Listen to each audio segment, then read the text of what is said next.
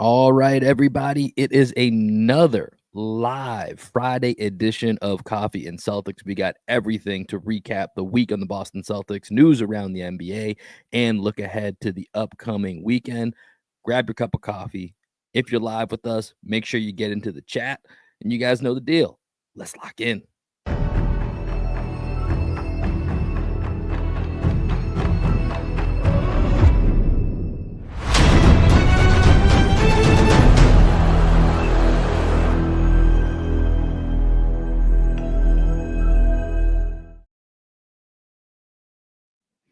What up? What up? What up? Welcome into another edition of Green with Envy, a live Friday Coffee and Celtics edition, which is now proudly brought to you by Wood Island Media. Wood Island Media, a powerhouse production company for the past decade, specializing in celebrity, branded, and social content, based in Los Angeles, but roots in Boston. Shout out to Wood Island Media. And obviously, with everything going on in LA, if you got people in LA, make sure you're checking on them. Those scenes are absolutely terrifying. Our friends over at Wood Island Media, they're good. We've checked in with them, but make sure you guys are continuing to check in with people in LA. That is a very, very scary scene. But as always, this is your boy Will Weir checking in. How you doing? How you living? Joining me on this Friday morning, hopefully with a steaming pot of I can't talk right now. Hopefully he's got some coffee with him is what I'm trying to say. God damn it. It's my best friend, co-host, and the coach of our podcast, the one and only Greg Menakis. Clearly, I'm still working on my coffee. How you doing this morning, man? I'm doing all right. I have a quiz for you. Do you know where the origins of the Wood Island Media name come from? I do. It's from the Blue Line station. That's right, because our guy Steve, who is my college roommate, Stevie, he's actually been on the pod before as a guest. Shout out to Steve. So he's from East Boston, and that's where the origins of Wood Island Media come from. He started, I think most of the people kind of in his inner circle are Boston College graduates, just like myself. We all went to BC together, and Steve reached out to us recently and said that Wood Island Media really wanted to get involved with Green with Envy and become an official sponsor. So shout out to them. We've posted about this on social media, but as part of the sponsorship with Wood Island Media, we have been lucky enough to find a video intern. So shout out to everybody that has submitted their application, submitted their resumes, and done the quote unquote homework assignment where we sent them an episode and asked them to cut it up how they saw fit for IG, TikTok, and YouTube. We got a ton of great responses. We're going to be reaching out probably this weekend to the quote unquote finalists. And what we'll do is we'll probably see whose schedule works. Maybe it's going to be one person. Who knows? Well, maybe it'll be multiple people that we bring on as video interns to become part of the Wood Island Media Green with Envy Blue Wire crossover. Yeah, man, and it's been cool to see some of the feedback we've gotten from those candidates that have applied. And what I can tell you is I'm excited for what that means for the future, because what Greg and I have been doing is not as good as what these people have been sending us just from the jump. And we kind of purposely made it a little bit vague so that we could see what they would do and didn't have quite all the resources. So once they are equipped, when we come to whoever it is that's going to be working with us here, they're going to be equipped to the gills, whatever we got, whatever knowledge they got. And it's going to be a cool combination, a cool collaboration that we got going. So that will be really excited. Hopefully that means a lot more content that we can put out on a regular basis. So hoping to have that decision locked up here in the next week or two. So we'll have another team member here. I'm sure we'll make a little bit of an introduction for them once we do get that settled, but appreciate everybody that has reached out on that front. Greg, it's a Friday morning. I'm still getting my coffee and me trying to wake up here. Let's cue the music and let's pass the rock. You guys ready? What's the plan, Bobby? We're winging it, Jerry. Yeah! I got the rock now! I got this motherfucker now! What? That clip gets me every time. Thoroughly enjoy it. And real quick to everyone in the chat, do appreciate you guys joining us here. If you guys have anything that you want to discuss today, any comments, as always, please go ahead. We want you all to participate and be a part of the program. So, Greg, we're passing the rock. I'm going to default to you here. I saw that you were busy early this morning cutting up a couple of videos. So I feel like you have a direction that you're going to go, that you want to go, and I want you to go there. So I'm gonna send it over to you here to get us started today. All right, so everybody knows, if you follow Boston Celtics narratives around the internet, Brandon Jennings recently made news by calling Jayson Tatum, was it the softest superstar in Celtics history? Softest Celtics superstar ever. A soft 28 points per game was the label Brandon Jennings was putting on Jayson Tatum, just to emphasize those two names for you. And Joe Mazzulla had a very interesting response to this, and I pulled up the clip here so everybody can watch this with us, and then we will go ahead and react. Hey, Brandon Jennings made some noise over the last few days on social media after he said Jayson Tatum was the softest superstar in Celtics history. It feels like Tatum's a guy that has to deal with that sort of stuff more than anyone. What do you think when you hear something like Tatum is soft? First thought was that's when you use one of your coins. Yes. Yep. That's a coin. Secondly, I mean, listen, you said it best. I mean, I think, it's unfortunate that, him in particular, but, the players in general have to fight for that, or feel like they have to fight for that constant affirmation. And so the thing that I try to do the most is, like, we don't have to be affirmed by other people's opinions. I mean, Jayson is an unbelievable player. He's a great player, one of the best Celtics of all time. So, Will, my question to you is, do you know the origin of "that's a coin"? Only because I was also looking it up this morning. So one of my topics that I had for Passing the Rock was going to be talking about Brandon Jennings versus Jayson Tatum. And as I was doing this, I saw the Mazzulla quote, and I was like, what is this coin thing? Or maybe I think I saw something last night on Twitter, and I was like, I don't know what this is. And so I did the research, and correct me if I'm wrong, I believe this dates back to was it October of this year that he talked about this on his appearance on WEI that he does every week or every 2 weeks, whatever it is. And what this is, and I have some questions, and I want to talk about this with you. So I'm glad that we're getting into it here. Is Joe Mazzulla believes that, and I don't know if you carry around one coin that you can use 5 times, or you have 5 coins. I'm not positive on what that is, but basically you have a coin or 5 coins that you can use up to 5 times in a year to challenge someone to combat. And so this is what he's referencing by that's a coin. That's a coin. Jayson Tatum needs to throw a coin at Brandon Jennings is what Joe Mazzulla is saying, correct? That is correct. I have the initial video where he made this, so I'm just going to pull that up right now so everyone can get the full context of what Mazzulla is saying. I actually posted this morning on our Twitter for everyone that needed a little bit more context. Speaking of rule changes, what if we all walked around with like 5 coins, right? And at any point in time, you can just hand one out and like you just challenge the guy to like combat. Everyone's got 5. Fight to death. I know. You can't use any weapons. But these are the type of things that like I think about. Like, I think the world would be a better place if everyone walked down the street and knew that everyone had 5 coins. You're right, and they could be used at any time. That's right.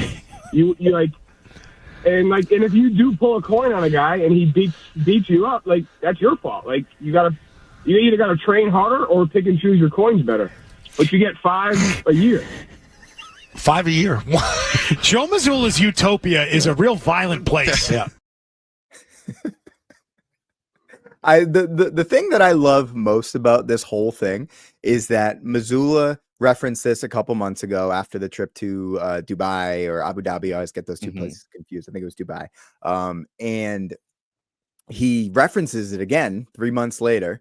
So obviously it's an inside joke with those guys on that radio appearance. But at the same time, it's like Mazzulla is thinking about this. And this is like one of the core tenets of his personality. And like if he was czar of all social interactions, this is one of the changes he would make. And he actually thinks that this is a really good idea. And I just think it's absolutely hilarious. And I would probably never, let me just tell you this, Will, right now, never turn in one of those coins because I would probably get my ass kicked. I like this comment here. Typical Rhode Island mayhem mentality. So a couple things here. This is fascinating. So number one, I think we have to assume everything Joe Mazzulla says he means in a very literal sense, that he is always thinking about this, because at least in the 2.5 years that he's been the Celtics head coach, we've gotten a lot of sound bites from him. I don't know that joking or sarcasm or exaggeration, like, it's not in his personality. Like, he doesn't have that in his portfolio to have to be like, oh yeah, we can write that off as that's just Joe Mazzulla being coy, or it's like, no, this is actually, he only says stuff that he legit means and thinks about. So we have to take everything at face value. I don't think there is any other way to take things that Joe Mazzulla says. To your point about the coins, so that was gonna be a question I was gonna ask you, is do you have any coins that you would have given out? That we just obviously just entered 2025. Hopefully in the first 10 days, there's no coins that you would have given out. But I was gonna ask you if there's any coins that you would have given out last year, because much like you, I feel like, listen, Joe Mazzulla, this is an insane concept for society. I do, in a way, I agree, because more people need to know what it's like, know what it feels like to get punched in the face so they can shut the fuck up sometimes.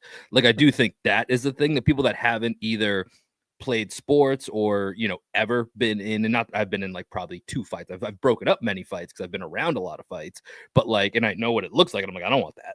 I don't want to be involved in that. I don't want my face all bloody. Like, I've been around it. I know what I don't want. Like, people that haven't been around that and just run their mouth and, do their internet thing, I do agree with Joe Mazzulla in that sense, but this is an insane way to live. And so I don't know that I also would have ever doled out any coins in my time, but now I saw your mind working. Do you think there's any coins that you actually would have doled out in 2024? In 2024, no, but I kind of like the idea, because I think it would get rid of people getting jumped. I think that's one thing that would be like a positive out of this idea with the coins, because there are too many times, like you yourself, when you guys got in that crazy ninja Halloween brawl down here in Austin, Texas.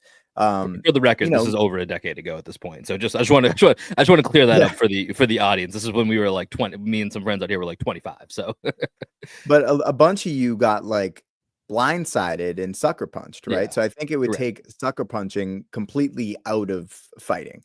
Well, not completely, but it would reduce it, because you could just like look the person you wanted to fight, take out a coin, and then you guys would have to duel, I guess, and actually fight, versus people getting sucker punched and, friends jumping in and all of that. I think it would just like develop a lot more, what's the word I'm looking for? Responsibility, that people would have to take for their own. Sure, you have to be accountable for your actions. If you're gonna do or say something, you have to be accountable for it. So I do agree with that. One thing that I have a question on, and we probably won't ever know the answer, but I want to know what you think. Just because do you have to accept the coin? So if Jayson Tatum wanted to present this coin to Brandon Jennings, does Brandon Jennings doesn't have to use one of his coins, or can Jayson Tatum just initiate the combat? Like, does the combat have to be reciprocated on the other end? You know what I mean? No, I think you have to. Well, here's the thing. It's just a societal agreement. In Joe Mazzulla's world, you have to fight. Yeah. But if you don't want to fight, I think what you need to do is take one of your coins and then give it to that person. So now they have 6 coins that they can use. Oh, that would be my concept. My take. Okay. Yeah. And also, Joe Mazzulla is a little extra crazy, because instead of just saying you get to fight that person, he calls it combat. Like, I think that's a 100% tip off that this guy is just mentally on a different plane than everybody else. He's calling it came from when he was in Dubai, and I apologize. It's Dubai, right? Where they were, but it was Abu Dhabi. Yeah. So in Abu Dhabi, I guess jiu-jitsu is the national sport, right? Okay. So when he was over there, that's why they brought it up, and he liked the idea that everybody kind of has to get trained in jiu-jitsu. So like in Abu Dhabi, they're like, that would make more sense, because everyone would have the training. Right here in the United States, like, I don't have any combat training other than like the silly boxing stuff that I do. Like I would get my butt kicked at pretty much every time against someone that actually has combat training.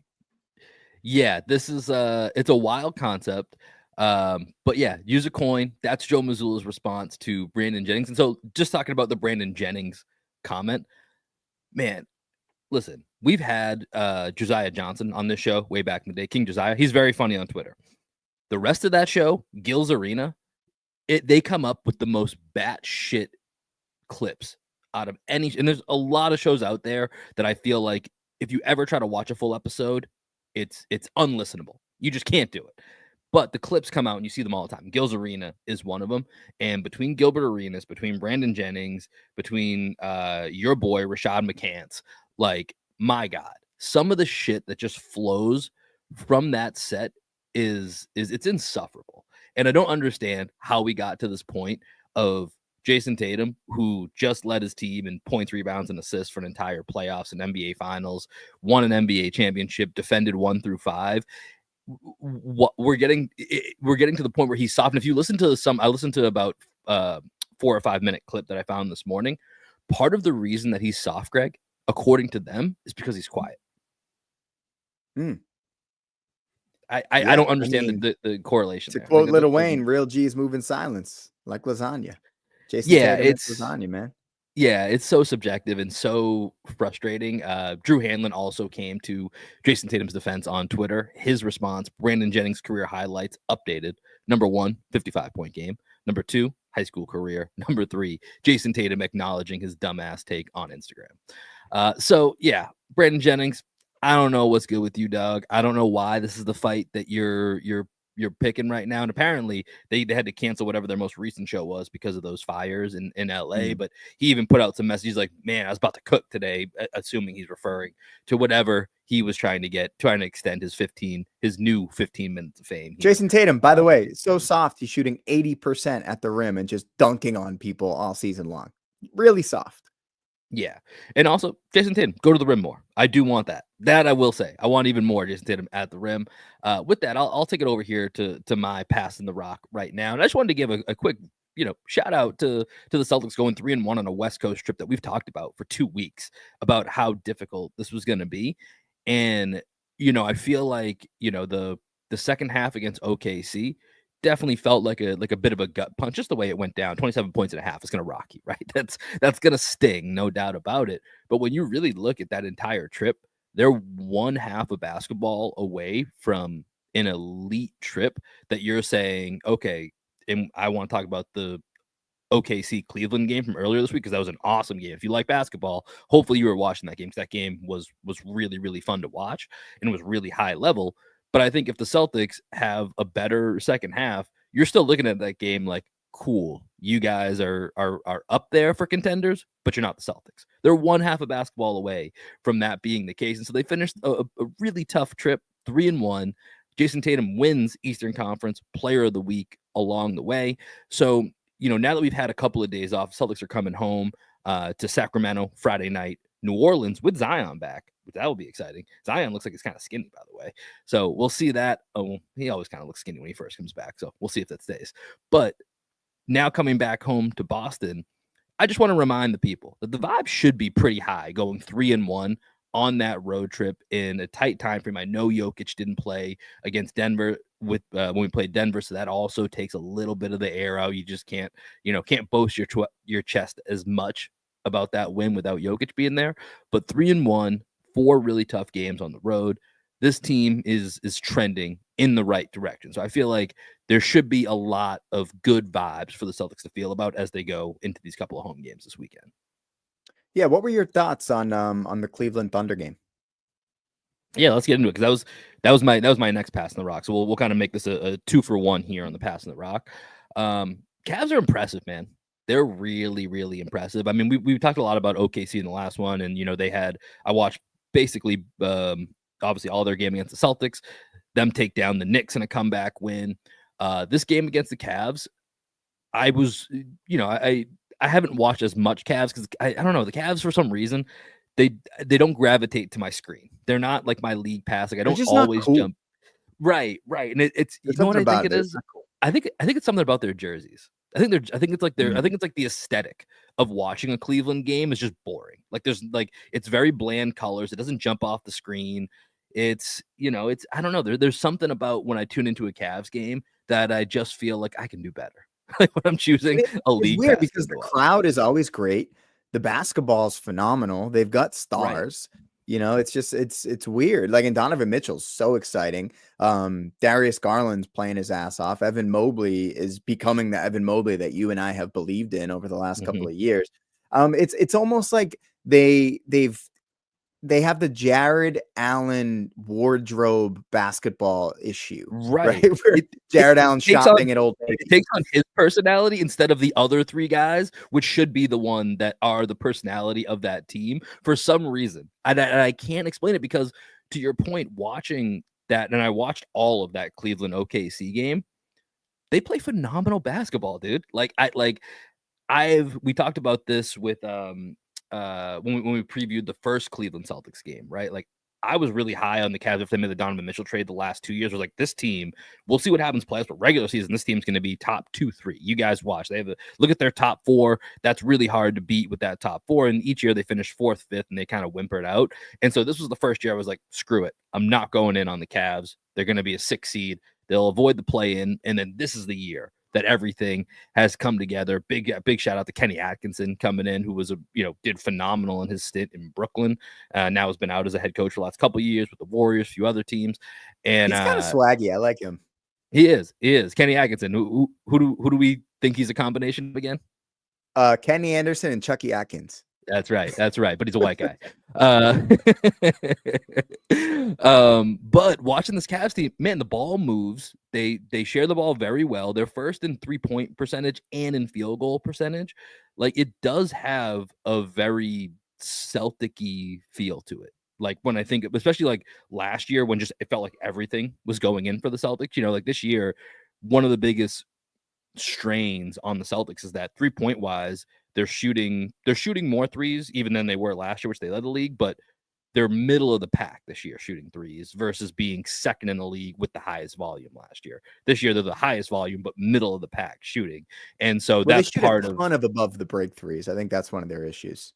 Yeah, that's part of teams having a year to be like, okay, we're not going to let Drew Holiday just get constant wide open looks to shoot 60% from 3 in the corner.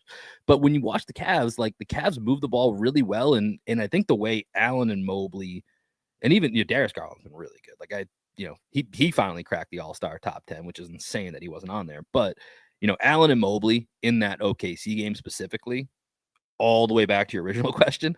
That's what stood out to me the most. Allen and Mobley were phenomenal in that game. They dominated Hartenstein. And I said about the Celtics Thunder game in the first half, it felt like, man, this is where the Thunder missed Chet. They were able to spin that in the second half. They weren't able to do that in this game. In this game, it was 100%. This is where, if you don't have Chet, this is going to be a problem for OKC. Yeah, and they need to get Chet back so that they can have some reps with him and Hartenstein. Because if the Cavs somehow make it to the finals and beat the Celtics or beat the Knicks, whoever it is, they're going to need to beat, and they face OKC in the finals, they're going to have to go double big, right? They're going to have to play Chet and Hartenstein because they're too small. That's their issue. It's been their issue over the last couple of years. They're a bunch of pit bulls. They're feisty, but at the end of the day, they're just too small. Like having Dort, who's a beast, right? He's 6'4", 6'5". Yeah. SGA is 6'5", 6'6". Kason Wallace is 6'1", maybe. Yeah, he's like 6'2", right? 6'3" at most. And Jalen J-Dub, same thing. He's 6'5", yeah, I think. 6'6". Yeah. So that's like a bunch of Jalen Williams, who plays their backup center, is also like 6'6", 6'7" at most. Yeah. So they're just a small team. So they're going to need that extra size out there with Chet and Hartenstein. So they need to get them back. But, to finish my thought on like your idea that the Cavs are just kind of bland and boring. Have you bumped into Jared Allen here in Austin? Because he lives here. I have not. I know you have before. I have not. But I was still the end of my time at UT overlapped with him the 1 year he spent on campus at UT. So I did see him on campus a couple times, but this was now 7-8 years ago at this point. Yeah, well, when I worked in the Domain, I saw I think like 3 to 4 times in the Domain, and he has the most like humble, unassuming energy. I never talked to him, but I crossed paths with him. I was standing, I think maybe a Juice Land or a Starbucks where we were waiting in line. And he's just like so unassuming. Nobody was with him. Nobody went up and talked to him. He was wearing like the most basic ass clothes that you could ever see. And like, he didn't really have any charisma. He didn't really have any aura. There was like almost neutral energy kind of emanating from him. And I think that's kind of what the Cavs have. It's weird. And Garland doesn't really have any charisma. Mitchell has some charisma. Mobley doesn't have any charisma. Like, Yeah, who's the Mobley's most super quiet as charismatic well guy? too.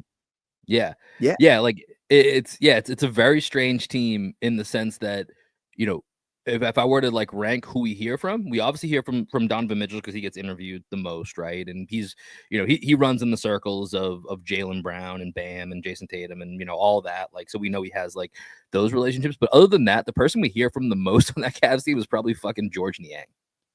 Right. Like, because I think he has a podcast and he's on a few other things. Like, he's the guy that I like. So it's just it's a strange team that I haven't really gravitated to. But like I said, watching them when I just lock in and they have a big matchup, they play beautiful basketball. And I think the other part is sometimes when I do check in on them, they don't play a ton of close. They haven't played a ton of close games this year. So it's always been like, I can probably find another closer game that I'm going to go check out and see what Cade Cunningham's doing. Or I'm going to go check in on the Rockets because they're so much fun and their offense is just a crapshoot in the last 5 minutes. I kind of want to see what they go with tonight, So it's one of those really interesting choices. But before we move on from this, Greg, watching that game and watching, it's so closely to us playing OKC and then Cleveland playing OKC.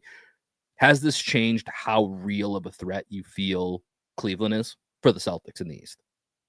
Definitely. The only thing I was thinking about was like who their real top 6, top 7 guys are. Because one of the things I really like about them is just like their depth throughout their roster. Like Sam Merrill kind of scares me a little bit. Like anytime he touches the ball, I'm like, man, that thing might go in. Ty Jerome, like he's really impressive, Like the stuff that he was doing to that Thunder defense and pick and roll, like we couldn't do that to them. So he was able to do it. George Niang, I've never really thought much of him, but he can get hot from threes, playing well this year. Karis LeVert, Max Strus, obviously. So like Dean Wade, who's actually going to play? Who are the 7, 8 guys they're going to play in a game 7? And like, how does that 7 or 8 match up with the Celtics? That's the thing that I'm more like overall their depth. Like I think they go a little bit deeper than the Celtics go, but those guys aren't going to matter in nut crunch time, right? So their top 7 versus our top 7. I just want to know who they really think their top 7 is. I think Strus is in that top 7, and I think Ty Jerome is in that top 7.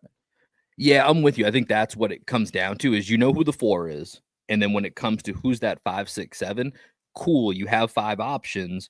How are you going to figure out night to night who are those guys for those 3 slots, right? Like, and I think it's one of those things where it's great to have the resources that, hey, we have 5 options. So if 2 aren't working, we still have 3 more and, whatever how many ever are left over. But at the same time, that's where you see a lot of teams that the later you go into the postseason, that can sometimes get you in trouble, right? Not having your solidified guys. Like that's a little bit of what the Heat run was a couple of years ago, right? Where it's like, cool, Caleb Martin every night. Yeah, lock it in. And then all of a sudden there's no Caleb Martin, there's no Duncan Robinson, there's no Max Strus. They're not hitting. It's like, all right, now we're back to just Jimmy and Bam and nothing else. Cool. What do we do from here? You know what I'm saying?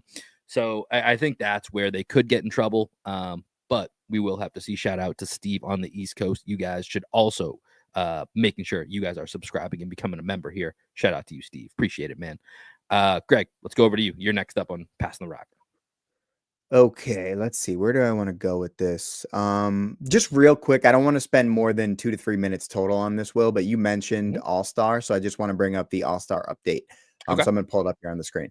All right. So Jayson Tatum still number 1 in American voting, but soft and not a superstar. Real quick, by the way, 3rd overall and very close to Nikola Jokic. Very close to being 2nd overall is Jayson Tatum. Yeah, I was interested that Durant was above LeBron. I think Paolo still being there at number 4, despite not playing. He's coming back actually I think tonight. He came back last night, I think, actually. Oh, did he? Okay. I think. Yeah, so Paolo's back. And then, Jordan Poole just hanging at number 8, despite I know you don't really go on TikTok. Have you seen all of the comments on my post about Derek White and Jordan Poole? I have not. By the way, you're right. Paolo's coming back Friday night as we're recording.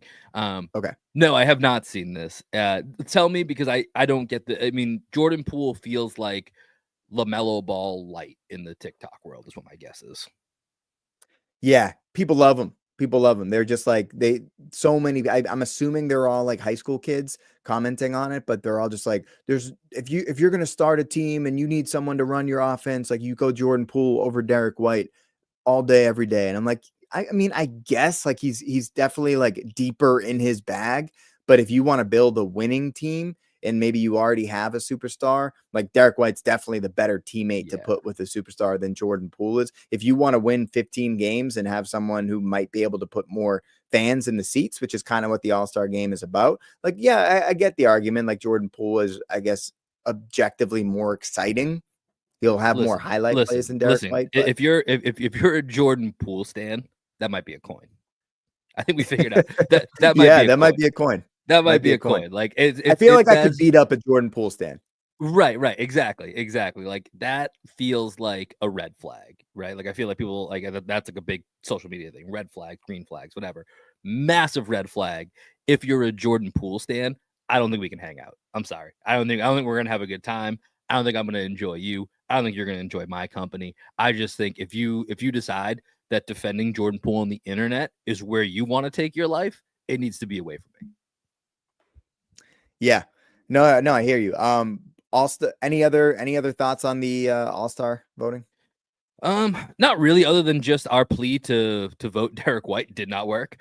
Nope. Derek White falls out of the top 10. Negative altogether. impact from Green with MD. Yeah, negative impact, negative on the plus minus for that one. But no, I mean, Darius Garland made it on there. I mean, not too much of it really changed. Like Wemby coming for LeBron's spot, I think is kind of interesting.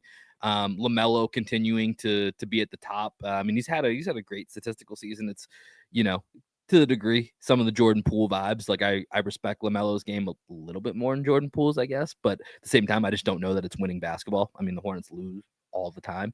So, and it's not like they don't have anybody. I mean, granted, they're not Celtics Cavaliers level of talent, but they're not untalented. Like they do have some guys there. So I just don't know how much you affect winning. And that just when guys that win, and we talk about this a lot, guys that make the correct basketball decision more often than not are my type of guys. LaMelo Ball, even when things go right, I'm just like, I don't understand why you did that. So, nothing else to really comment on that. Good to see Darius Garland get some props to get in the top 10. Like he honestly should be like hovering around starting, never mind being at the 10 spot, which is crazy.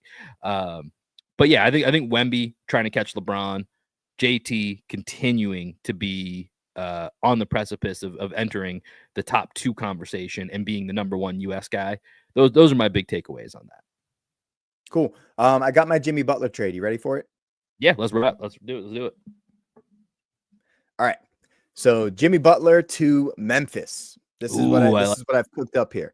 And we did this via Spot Track, so you know that it actually works, which is great. Hey, real quick, shout out to Spot Track and Keith Smith. I really like their trade machine. Their trade machine is so much better. It gives you insights when it doesn't work to like actually fix it and know what you're fixing within the CBA and all that. So Keith and the Spot Track crew, shout out to you guys. And if you're not using them for your trade machine, you absolutely should. Agreed. Okay, so here we go. Heat are acquiring Marcus Smart, Brandon Clark, Luke Kennard, John Conchar, a 2025 first-round pick, a 2026 pick swap, and a 2027 first-round pick. The Memphis Grizzlies acquired Jimmy Butler and Kevin Love, Josh Christopher and Drew Smith just to fill out their roster. And that's pretty much it. The only thing I was thinking, you could, if you wanted to, take Conchar out of there and add like a GG Jackson or Vince Williams. But the money gets a little bit more complicated and it's just like too many pieces involved and all that. But you can either go with more young guys or more picks. I decided to go with the picks here. Your thoughts? Much like our guy Phil in the chat here, Marcus Smart to the Heat's a tough one to swallow. I don't know that I like that visual, nor do I think many Celtics fans will like that visual. Jimmy Butler in a vacuum to Memphis seems to make sense, right? Like just think about grit and grind. Think about the ideal version of Jimmy Butler that you're hoping to get. You put him in there, and so that leaves you. Let me think about this. This leaves you with what? Ja, Bane, Butler, Jaren Jackson. You've got Edie still. You've got, you mentioned Vince Williams, Gigi Jackson, Santi Aldama off the bench. Scottie Pippen Jr. Yeah, Scottie Pippen Jr. That's right. Like that. Jay Huff, the brewmaster. You got to have him out there. So you still got Jalen Wells, who's been the surprise rookie of the year as well too. Yeah. I think for Miami, they probably need some type of young talent in there to really make that work. But with the picks, I do think that makes it more interesting. And from Memphis's side, I think it just becomes a debate. Like, hey, we know that Jimmy might only be here for this year. So what are we more willing to give up? Multiple picks, or do we think Jalen Wells is maybe like capped out and we try to be like, hey, here's one pick and take Jalen Wells instead, or take Gigi Jackson instead? That's kind of the gamble they'd have to weigh out. I think if you're Memphis, honestly, the way Jimmy Butler, the more the situation lingers on, the more I'm just souring on the idea of Jimmy coming in to solve anything. When he has a point to prove, listen, the dude gets motivated. The dude does get motivated, but also if you really look at his track record the last couple of years, he's just hurt all the time. So it's like, are you really going to rely on him for this year? And I know it's going to be somewhat of a contract year because he's that player. He has a player option for $52 million, which is insane. But as a player option, and so I think ultimately, if Jimmy does end up getting moved, I think there's a chance he doesn't because Pat Riley's just a stubborn bastard. And so he might just say, screw it. You're going to have to do what you want to do in the offseason. If you pick up that player option, then I'll find a place to try to trade you. But for now, we're just not going to get you what you want, which is clearly... The Heat are still going to make the playoffs this year. Yeah, exactly. And Jimmy's going to want to play and show who he is. So, right. So, yeah, so I think it's gonna be an interesting standoff, especially when it's funny. Jimmy comes out, I'll play anywhere, wherever, and then immediately, like over the next 3 days, you see all these reports trickle out, except Memphis, except Milwaukee, except this place. And it's like, oh, so you want to play anywhere, wherever that is named Phoenix?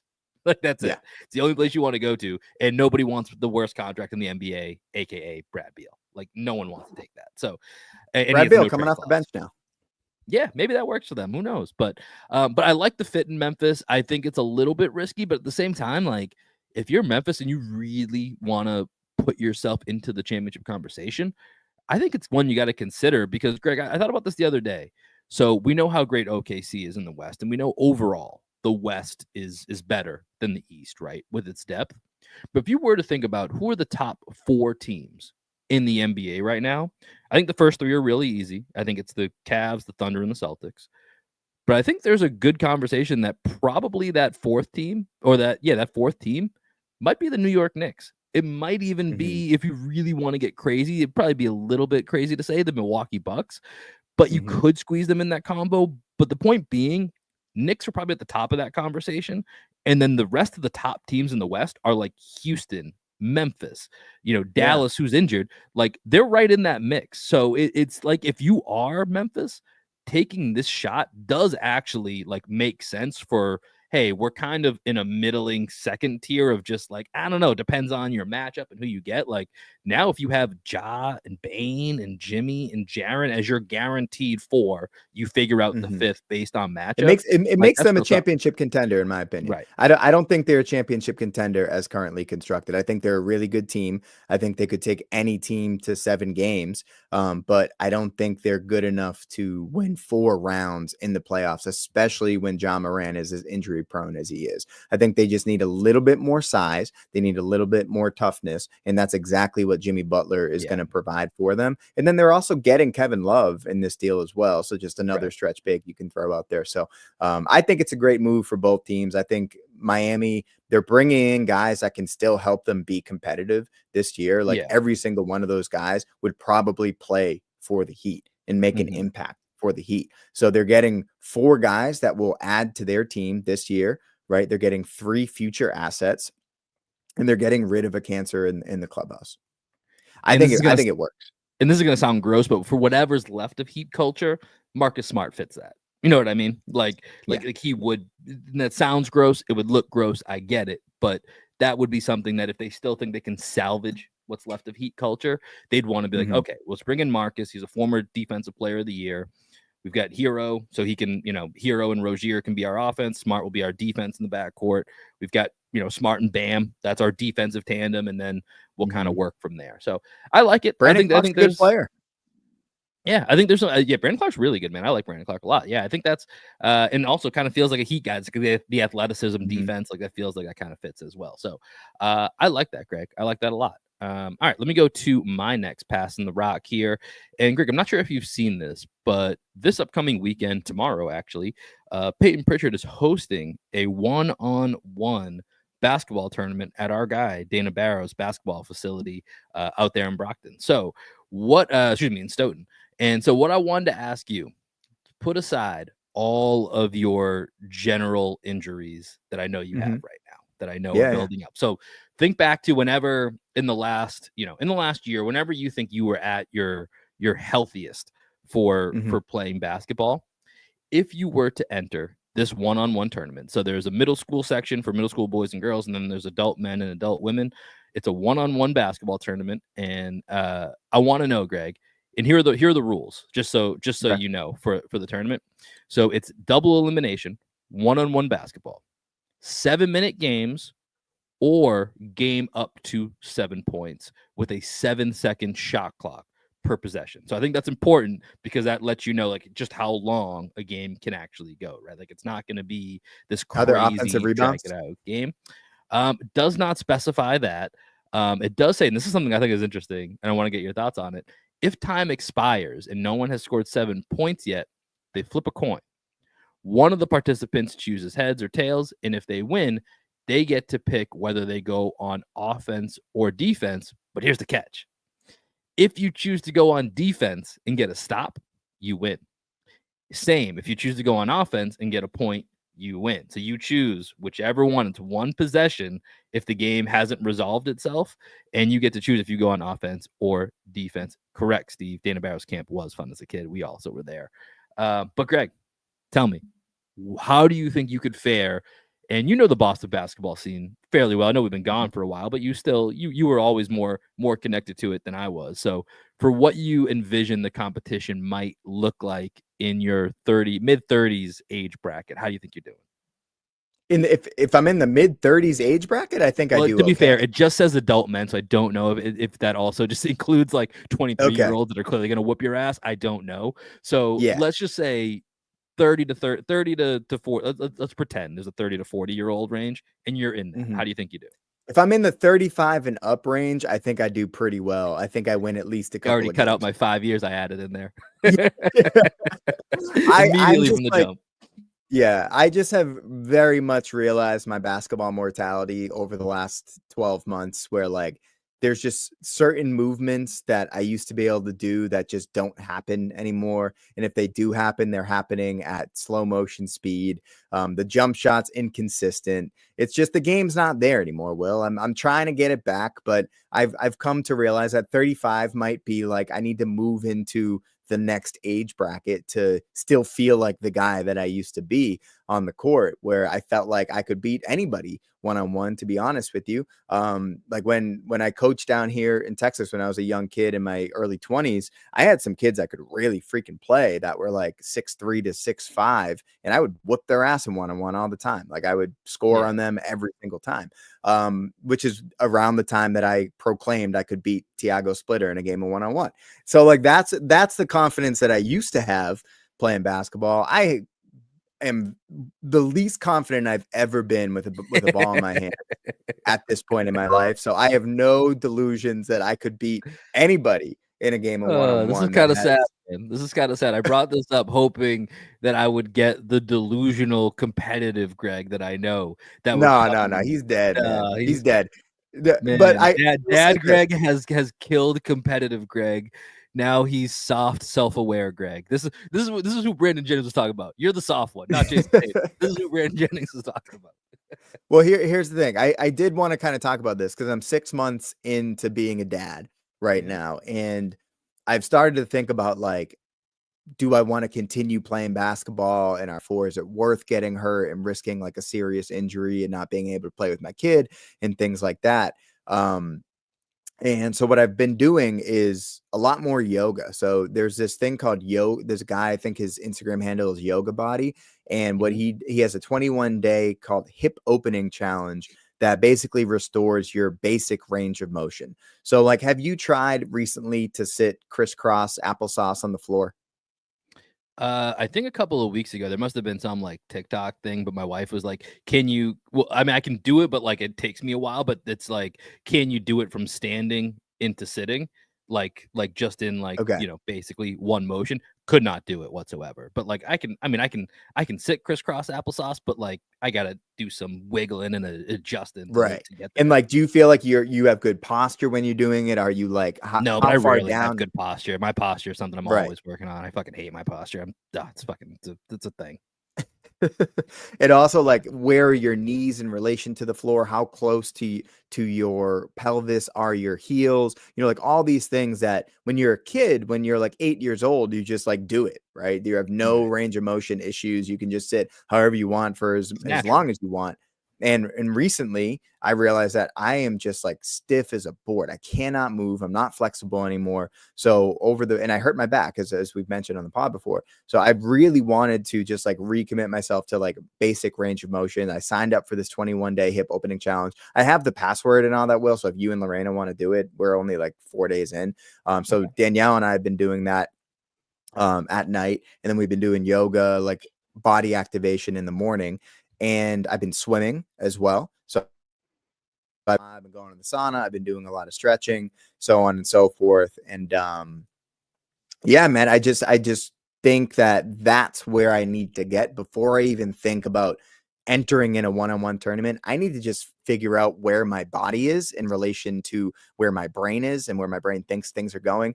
So that's my goal for the next couple of months as we're in the off season for men's league basketball. Doesn't happen again until I think a month from now. So yeah.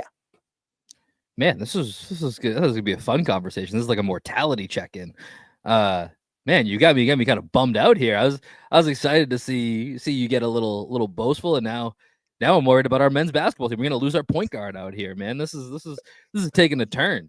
Um, but yeah, send me that challenge. I need my hip flexibility needs to be much better. So that is actually something that I would like to work on. So like to hear the positivity in there that you're taking the steps needed to continue on this basketball journey. Do you have anything else just as on your list Yeah. here for passing on that we haven't got to yet? Okay, let's do one more. What you got for us? Okay, and this is just a PSA to all dog owners out there. Did you know, Will, that one of the worst things a dog can eat out in nature is an acorn? Um, did not. I've done a little bit of research on it, but tell me more. Okay, so acorns, one, they can get blocked, right? And they can cause blockages where your dog might have to get surgery, like stomach surgery. Two, they have like an actual poisonous chemical that if your dog eats too many acorns, they can die and they can cause kidney Mhm. failure. So Blaze, we're out on a walk the other day and I'm feeding Billy because she like needs intense training on walks so that she's like pretty reactive. So I wasn't paying as Got much the same with attention my to dog. Blaze, Yep.